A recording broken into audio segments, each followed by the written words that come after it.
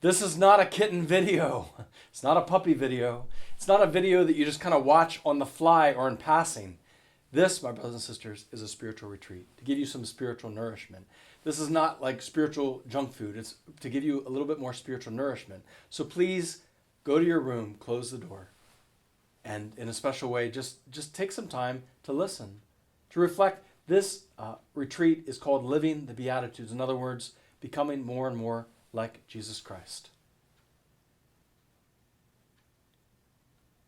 When was the last time someone told you, "You are so meek. You are so meek"? You'd have to follow up with the phrase, "And that's a compliment."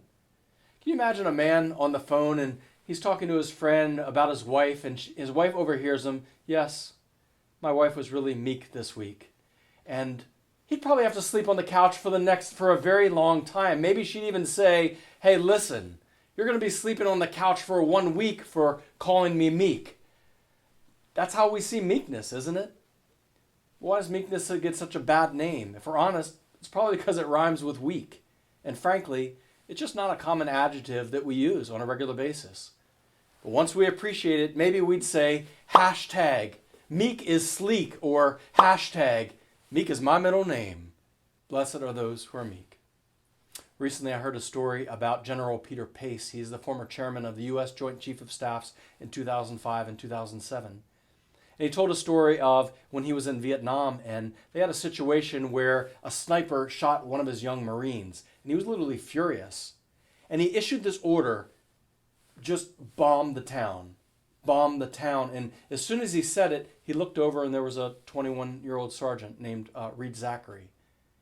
And he said, "Reed," the sergeant didn't say anything, but he simply looked at me. And I knew at that point what I was about to do was wrong. So he said, "No, we're not going to bomb the town. Do the sweep on the town first. And then if they're there, we're going to bomb it." Because he was furious. When they swept the town, they found that it was just women and children there that he almost bombed, and the sniper was long gone. And he said to the others, he said, "If I would have bombed that town in that moment, I would have never been able to live with myself." He said, "I almost let my rage take me over." And he said, "And really my anger just clouded my vision." And this is what he shared with his troops. He says it's important to thank those who help us make the right decisions, even when it's not easy to do so. Wow, now that's meekness. Restraining the temptation to vengeance or taking revenge. That's what it means to be meek. St. Ignatius of Antioch, he's one of the early Christians and early martyrs. He says a beautiful quote. It says this: "Faced with their rage, be meek. Faced with their arrogance, be humble." You see, Ignatius of Antioch was actually taken before the Colosseum and fed to the lions, literally. But his words ring true. Faced with their rage, be meek. Faced with their arrogance, be humble. You see, Christians were called to live differently. So today I'd like to reflect on three insights into meekness. For Jesus said, "Blessed are those who are meek. They shall inherit the land." The first is this: meekness isn't weakness. The call to live the Beatitude meekness, it moderates anger. It tames our impulse to wrath and vengeance. It keeps us from just being unbridled and destructive in a way unfitting of a follower of Jesus Christ. You see, it keeps us from being rash or foolish and unjust in response to something that might rightly cause some righteous anger to rise up within us. The word meek is taken from the Greek word preus, which is a military term referring to a horse. One writer explains, wild stallions, when they brought them down from the mountains and trained them, they were said to be literally meeked. They still had kind of a fierce spirit and courage and power, but they were disciplined. They were able to respond to the slightest nudge of the one who was sitting on them. And they could gallop into battle and literally come to a sliding stop at a simple word. They weren't frightened by arrows or spears or torches, but in that way they were said to literally be meeked. Instead of being passive, cowardly, or reacting purely out of emotion, to be meek is to have strength under control. Isn't that beautiful? Strength under control. Blessed are those who meek. Blessed are the meek. Some have the misconception that a meek person is someone who's just cowering in a corner or just sitting on the sidelines. That's a false understanding of meekness. Meekness includes being willing to speak up, to stand up, and willingness to act if necessary. But the meek will choose literally the right weapon, figuratively speaking, or the right response of sorts in whatever the circumstance. In our world where in social media there's so many vicious threats or aggressive actions, stirring up people to almost like literally riot, Jesus reminds us, no, we can't be that way. Blessed are the meek. It's having strength under control. And yes, there is a time to speak up and speak clearly. At times we must act decisively, but not in a way that ever lashes out or merely unleashes rage. Meekness draws from a deeper place with the help of God's grace. Lord knows we need more meekness in these times. You see, if two people are angry, the meek one will act in a way that responds but is never vindictive. Meekness is not weakness. It has that deeper strength that chooses the way where one is not ruled by their passions or kind of seeking vengeance and responding to it. St. Paul has a famous phrase. Do you remember it? It says this: if you are angry, let it be without sin. Do not let the sun go down on your wrath. You see, the meek person imitates Christ in all situations and in all circumstances. So first, meekness is not weakness. The second is this: meekness may make some people feel uncomfortable. You know, we're living in a culture that idolizes comfort at all costs. It's one of the forbidden things. Don't make anybody uncomfortable. It's true that as Catholics we have to be kind and respectful and patient, focused first and foremost on our need of conversion rather than on others.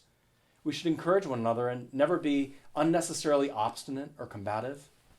But if we're truly one human family, we also have to help one another.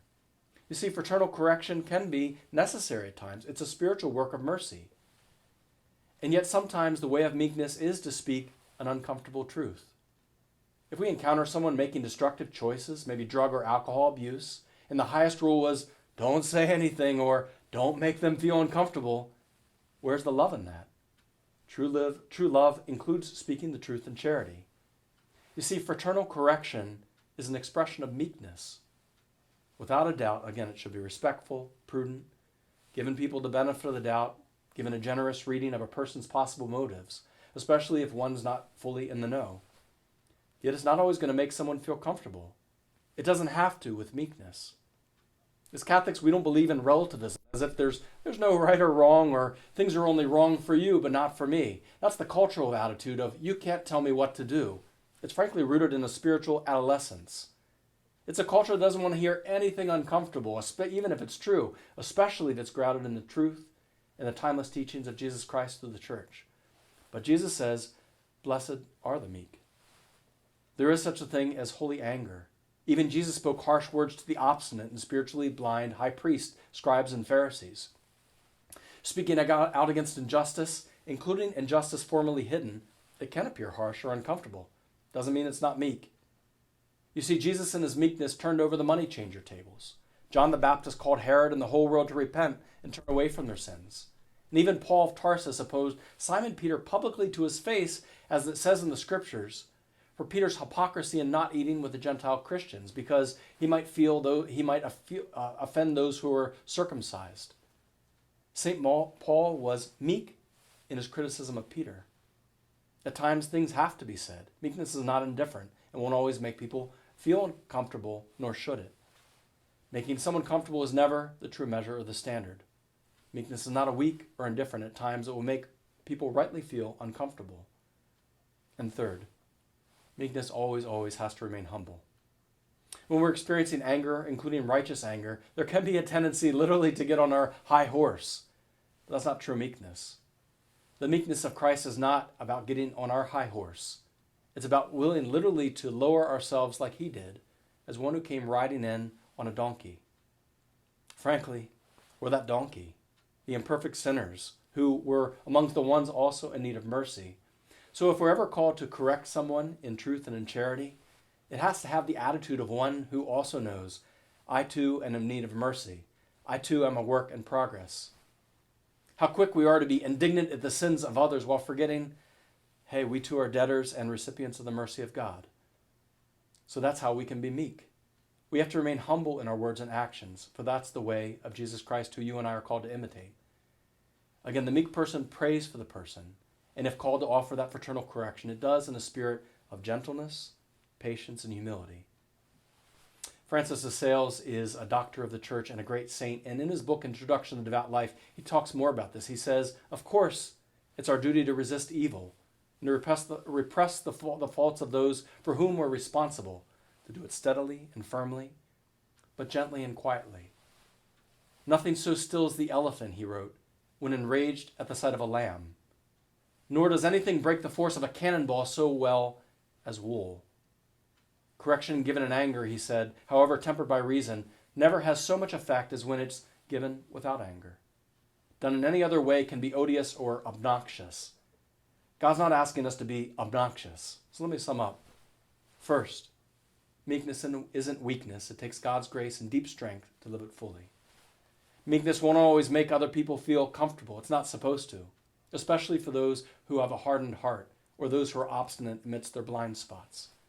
And third, if we're called to speak or act, we need to make sure we're not sitting on any high horse. For as followers of Christ, we have to imitate the one who rode on the donkey in his meekness and allowed himself to be crucified for us on a cross.